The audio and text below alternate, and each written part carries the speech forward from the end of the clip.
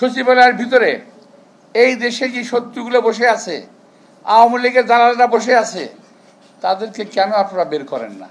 এনসিপির এক ভাই তো না, ছেলে, আমি দুঃখিত, ওই বয়সে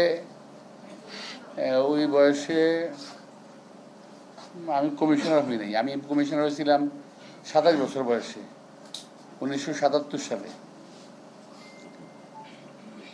কমিশনার থেকে 5 বছর কমিশনার থেকে অভিজ্ঞতা অর্জন করে তারপর রাজনীতিতে জিয়া রহমান সাহেবের সঙ্গে রাজনীতি করা শুরু করি, আজকে এই পর্যন্ত আসছি। তো এখন আমাদের এই সন্তান তুল্য এই ছেলেদেরকে কি বলে অ্যাড্রেস করব আমি ঠিক বুঝতে পারি না। এদেরকে আমি চিনি, সবাইকে আমি চিনি, ভালো ছেলে, কিন্তু ওনাদের একজন বলে ফেললেন এখন নির্বাচন করা সম্ভব না, কারণ প্রশাসনের সব জায়গায় বিএনপির লোক বসা আছে। আরে ভাই, 17 বছর আওয়ামী লীগ দেশ শাসন করলো, আপনি বিএনপির লোক কই পাইলেন? আমি তো বুঝলাম না।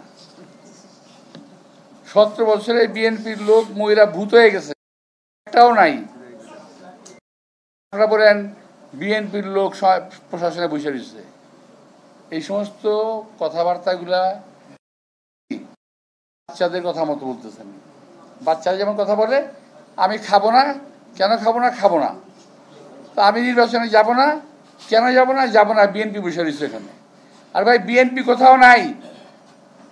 যদি এই দেশকে আপনারা বাঁচাতে চান, আপনারা দাবি করেন যে আপনারাই এই দেশকে মুক্ত করেছেন, সে প্রসঙ্গে আমি পরে আসবো। তা যদি হয়, আরেকবার দেশটাকে মুক্ত করেন না।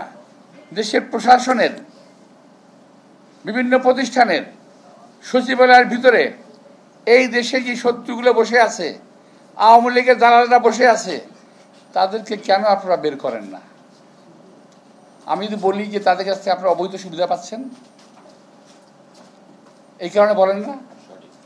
আমরা তো অনেক কথা বলেছি, আমরা তো অনেক কথা বলি যে এই আওয়ামী দোসর, আওয়ামী দালাল যারা পুলিশে আছে, যারা বিভিন্ন প্রতিষ্ঠানে আছে, যারা সচিবালয়ের ভিতরে আছে, যারা প্রশাসনে আছে, তাদের সবাইকে চিহ্নিত করে সাজার আওতায় আনতে হবে, কারণ তারা 17 বছর আওয়ামী লীগকে সাহায্য করেছে ক্ষমতা থাকার জন্য।